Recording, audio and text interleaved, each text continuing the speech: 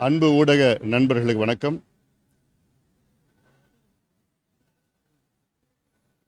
தென்மேற்கு பருவமழை முடிந்து இப்பொழுது வடகிழக்கு பருவமழை தொடங்கியிருக்கிறது. குறிப்பாக காவிரி டெல்டா பகுதியில் ஒரு பக்கம் அறுவடை செய்யப்பட்ட நெற்கள் எல்லாம் முளைத்து கொண்டிருக்கின்றனர். மற்றொரு பக்கம் சம்பா பயிர், ஒரு மாத பயிர், கிட்டத்தட்ட 2.25 லட்சம் ஏக்கர் நீரில் மூழ்கி அந்த பயிர் நாசமாகிவிட்டது. இது தமிழக அரசின், குறிப்பாக திமுக அரசின் மெத்தன போக்கு. அதில் முக்கியமானது, பருவமழைக்கு முன்பாக கடைமடை பகுதி வரை அத்துணை வாய்க்கால்கள், ஏரிகள், குளங்கள் அத்தனையும் தூர்வாரி நீர் ஏதுவாக வெளியேற ஒரு சூழலை உருவாக்கியிருக்க வேண்டும். விளம்பரத்துக்கு கூட அது செய்யவில்லை.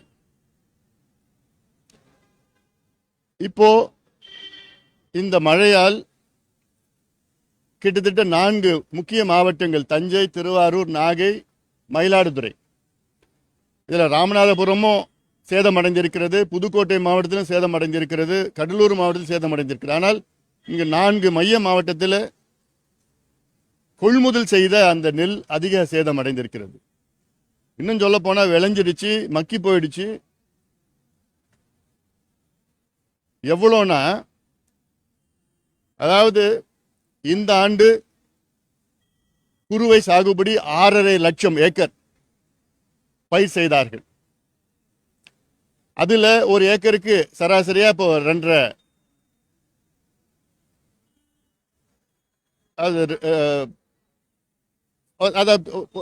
6 லட்சம் ஏக்கருக்கு பயிர் செய்து அதில் கிட்டத்தட்ட ஒரு 18 லட்சம் ஏக்கர், 18 லட்சம் டன் நெல் கொள்முதல் செய்திருக்க வேண்டும்.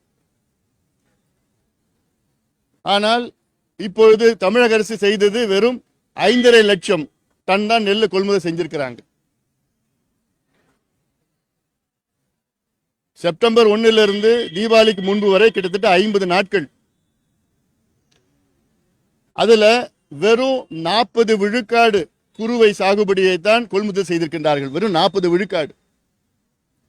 இன்னும் 60 விழுக்காடு சாகுபடி செய்யாமல், கொள்முதல் செய்யாமல் விவசாயிகள் அதை வைத்து மழையில நினைந்து இப்ப முளைத்து ஈரப்பதம் அதிகமாக இருந்த காரணத்தால் அதில் விவசாயிடம் கொள்முதல் செய்ய மறுக்கிறார்கள் அரசு.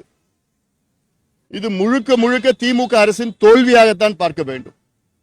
கொள்முதல் செய்யறதுக்கும் தயார் இல்லை, அந்த வெள்ள நீரை வெளியேற்ற அதற்கும் ஏற்பாடுகள் செய்யவில்லை. வெறும் விளம்பரத்தை மட்டும்தான் செய்து கொண்டிருக்கின்றது திமுக அரசு. அதுவும் வேளாண் துறை அமைச்சர் எந்த பிரச்சனையும் இல்லை, 99 விழுக்காடு எல்லாம் தீர்த்துட்டோம், கொள்முதல் செஞ்சிட்டோம். உணவுத்துறை அமைச்சர் அதுக்கு படி ஒரு மேல போயிட்டு விவசாயிகள் மகிழ்ச்சியா இருக்கிறாங்க. விவசாயிகள் எல்லாம் தற்கொலை செய்கின்ற ஒரு சூழலில் இருக்கின்றார்கள், கோபமாக இருக்கின்றால், அழுது கொண்டிருக்கின்றார்கள்.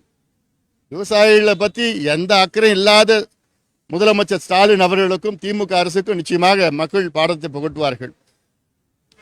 இந்த நீரில் மூழ்கிய பயிர்களுக்கு நிவாரணம் அளிக்க வேண்டும். நம்ம சம்பா மார்கழி மாதம் பொங்கலுக்கு முன்பு சாகுபடி செய்யப்படுகின்ற, அறுவடை செய்கின்ற ஒரு சூழல். ஆனால் இப்பொழுதே அது கிட்டத்தட்ட நீரில் மூழ்கிடுச்சு.